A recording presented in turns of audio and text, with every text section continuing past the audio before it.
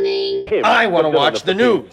Are you making headway at least? This is the news.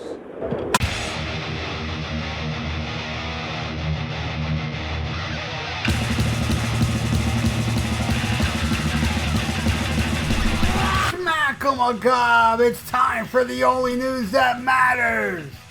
And Mike Portnoy argued that Pantera kept metal alive in the 90s, noting how the Texan metal icon carried the flag of uncompromising heaviness even when Metallica and Anthrax were going through their changes.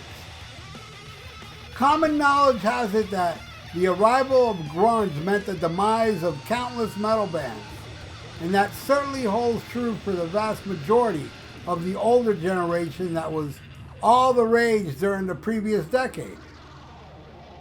On the other hand, the 90s also saw the rise of Portnoy's own Dream Theater, as well as Tool, Typo Negative, Sepultura, and many other great outfits that were pushing heavy metal into a new and exciting direction. However, none of it would have been sustainable without Pantera spearheading the new wave of metal. Mike Portnoy suggests in a recent interview with Consequence, naming the Texas Metal Institution's highest selling LP, Vulgar Display of Power, among the albums that had the largest influence on his own drumming, and Portnoy admits to being floored by the release. He said, Vulgar Display of Power came out around the same time as Dream Theater's Images and Words back in 1992. And we were actually label mates at the time. So we were working on the same label with the same people. And I remember hearing this when it came out, and it just floored me. I was already a fan of Cowboys from Hell.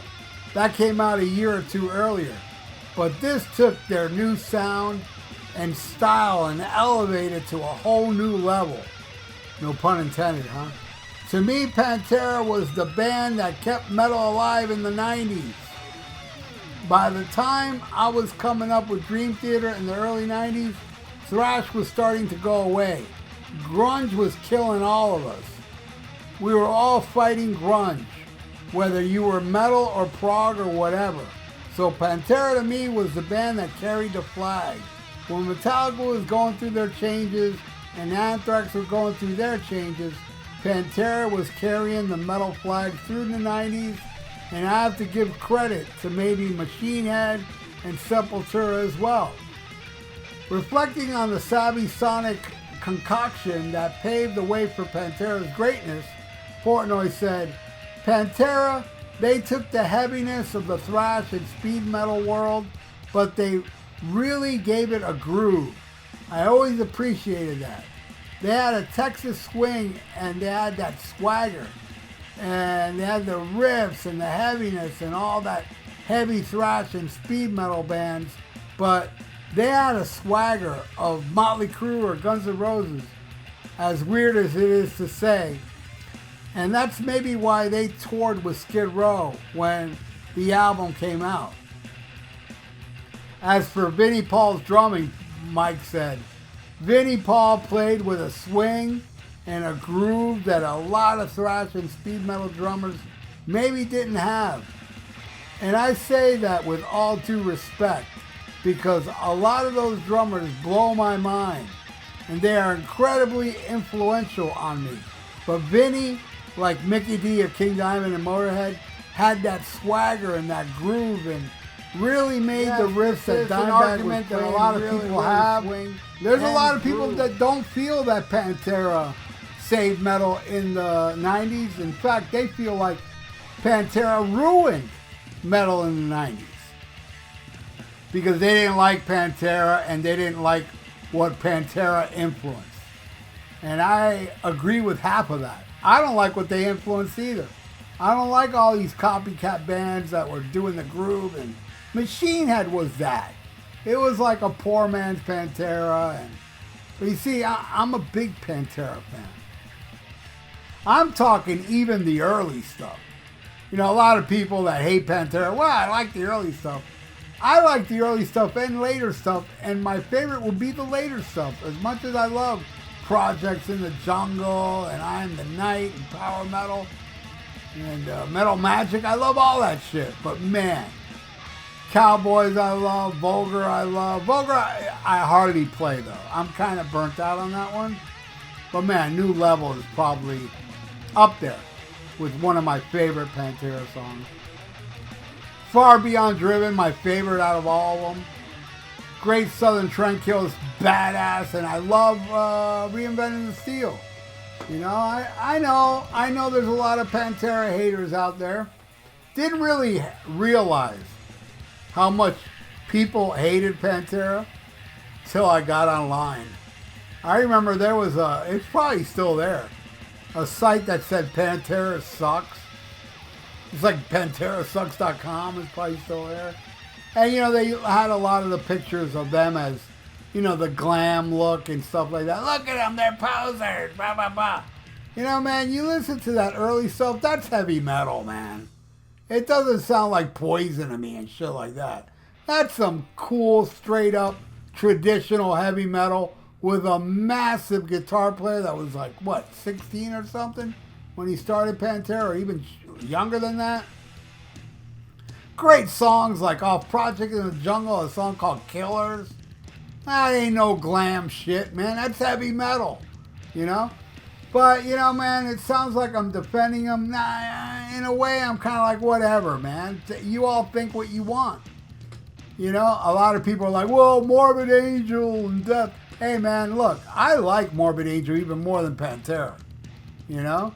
But come on, Morbid Angel was playing clubs. Pantera were playing big halls. You know, I did see them once at the Miami Arena, and I saw them at West Palm Beach Auditorium, which is a nice big place. But man, the last time I saw them with Zakk Wylde and Charlie Belafonte, which is not Pantera, it's a Pantera tribute. They played the largest venue I ever seen them play. It used to be called the BTT Center. It's a huge, humongous arena, and they played that without Diamond Vinny, which is a shame. But that, you know, it was a good show, but it wasn't Pantera. That was not Dimebag. That was not Vinny. Those two brothers had a sound that can't be replicated. It just can't.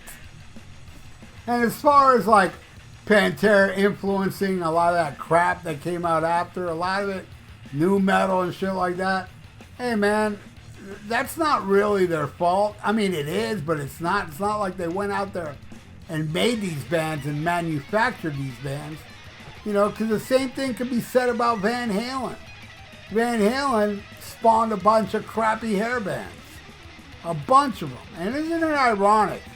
Van Halen and Pantera, the two bands that have brothers that are guitar player and drummer, you know? The only other one I can think of is Madam X with sisters on guitar and drums. But yeah, and I'll tell you, man, in the 80s, no band can touch Van Halen. Greatest band I ever saw in my life. In the 90s, it would be Pantera. I thought they were the best fucking band. I thought Phil Anselmo was the greatest frontman of the 90s, hands down. You know, he was amazing. He had that power to get the crowd in the grips of his hand, man. He was just an amazing frontman, and they were just an amazing band, and they were cutthroat, man. I'll never forget the massacre of what they did to Skid Row. And Skid Row was good that night, but nowhere near as good as Pantera. Pantera came out and just slaughtered them. And I'm sure the whole tour was like that. You know, I hear the old story of, oh, Van Halen blew away Black Sabbath. Well, I wasn't at that show, but I was at this one. And I witnessed Pantera make mincemeat out of Skid Row. Yeah, I'm part of the Pantera loving group. And there's so many people that just hate Pantera. They call them Panterable and shit like that. And, you know, I have respect for anybody's opinion. You can't stand Pantera? Right on. Good for you. I love them. I thought they were stronger than all. Do you agree? Do you disagree? leave it in the comments below. I would love to know what you all think of Pantera. And do you think they saved metal in the 90s? I do. If you don't, that's your opinion. Just like my opinion that they did. Leave it in the comments below. And please subscribe to my channel if you haven't. Ring that little notification bell. I would appreciate that. And please subscribe to my channel if you haven't. Come on, just press subscribe. And ring the little notification bell. Please do that. I would appreciate that. And like the video, because that's good for the YouTube algorithms. So stay frosty. Listen to Black Sabbath and smack 'em a gob. Farewell and adieu to you fair Spanish ladies. Farewell and adieu, you ladies of Spain. For we've received orders for to sail back to Boston. And so never more shall we see you again.